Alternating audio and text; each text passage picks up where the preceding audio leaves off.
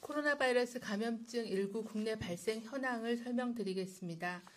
10월 26일 기준으로 국내 발생 신규 확진자는 94명이 확인되었고 해외 유입 사례는 25명이 확인되어 총 누적 확진자 수는 25,955명입니다.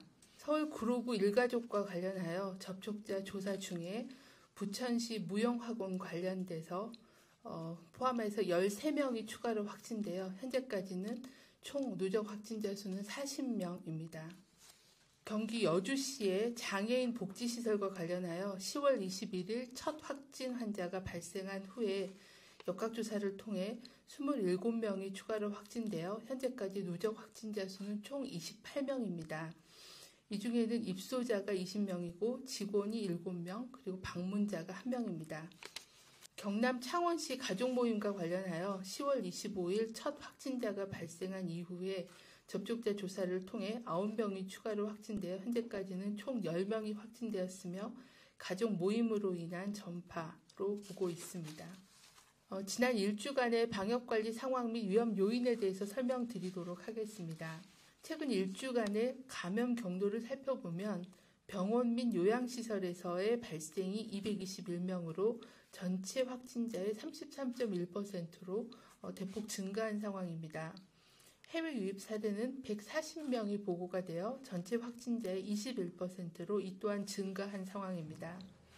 국내 집단 발생 관련해서는 137명 20.5%이며 선행 확진자하고의 접촉은 15%였습니다. 감염 경로가 조사 중인 사례는 68명의 전체 확진자 비중의 10.2%로 조사 중인 사례의 비율은 일부 감소하였습니다. 최근 집단 감염이 발생한 요양병원 시설 등에 대해 중앙방역대책본부와 지자체가 실시한 역학조사를 분석해본 결과 감염 관리에 미흡한 점들이 확인됨에 따라 감염 취약시설에 대해서는 여러 가지 방역관리 대책을 더욱 강화할 계획입니다. 역학조사 시에 확인된 주요한 위험 요인을 살펴보면 방역관리자가 지정이 안 되어 있는 시설들이 있었고 또 유증상자에 대한 감시도 소홀한 면이 있었습니다. 또한 신규 입소자에 대해서는 사전검사를 요양병원, 요양시설은 의무화하고 있지만 그렇지 않은 시설에서도 사전검사가 이루어지지 않은 시설도 있었고 또 일반인들에 대한 출입 통제도 미흡한 시설이 있었습니다. 코로나19와 관련해서는 병실 내에 대부분의 요양병원, 요양시설은 병실 내 환자의 밀집도가 높고 또 병상 간의 간격이 협소한 등 감염에 취약한 그런 입원 환경 등도 지적이 되었습니다. 감염 취약시설에서의 방역관리가 제대로 이루어질 수 있도록 이런 시설에 대한 종사자 교육과 또 현장 점검을 시행하고 있습니다. 종사자가 지켜야 될 핵심적인 행동 수칙을 마련해서 반복적으로 안내하고 표준 교육 동영상 자료를 배포하여 감염관리의 역량을 높이고자 합니다. 또한 요양병원 감염관리 교육 대상자를 요양병원뿐만 아니라 요양시설, 정신병원, 재활병원 등으로 확대해서 시행하도록 하겠습니다. 다음으로는 인플루엔자 발생 동향에 대해서 설명드리겠습니다. 인플루엔자 의사 환자의 발생 비율이 아직까지는 유행 기준보다는 낮은 그런 수준입니다. 인플루엔자 표본 감시 의료기관 52개소를 저희가 계속 감시하고 있는데 거기에서는 바이러스가 검출되지 않았지만 전문 검사 의료기관을 통한 호흡기 유증상자에 대한 검체에서는 인플루엔자 바이러스가 0.7% 정도 검출이 되었습니다. 몇 가지 코로나19에 대해서 말씀을 추가로 드리겠습니다. 전 세계적으로 코로나19 유행이 재확산되고 있습니다. 특히 유럽 지역의 재확산이 심각해서 프랑스, 영국, 스페인, 이탈리아, 독일 등 주요 국가들은 하루 확진자 수가 10,000명에서 50,000명까지 증가하면서 다양한 봉쇄 정책을 강화하고 있습니다. 전 세계 모든 국가가 코로나 대응을 위해서 취할 수 있는 조치는 두 가지입니다.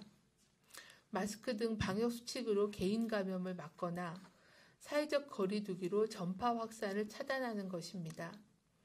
우리나라도 지난 1월 20일 코로나19 확진자가 처음 확진된 이후에 만 10개월 정도의 시간이 지났습니다. 다른 나라 미국이나 유럽 같은 급격한 확산은 아니지만 최근 들어 요양병원, 요양시설 중심으로 고위험군 집단 발생이 이어지고 있어 우려가 큰 상황입니다. 코로나는 증상이 생기기 2일 전부터 전염력이 있고 또 발병 초기의 전염력이 가장 높은 걸로 알려져 있습니다.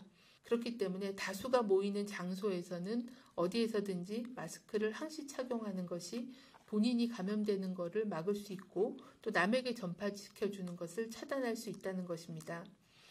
또한 발병 초기의 전염력이 높기 때문에 의심 증상이 있으면 조기에 검사를 받아야 추가적인 전파를 차단할 수가 있습니다.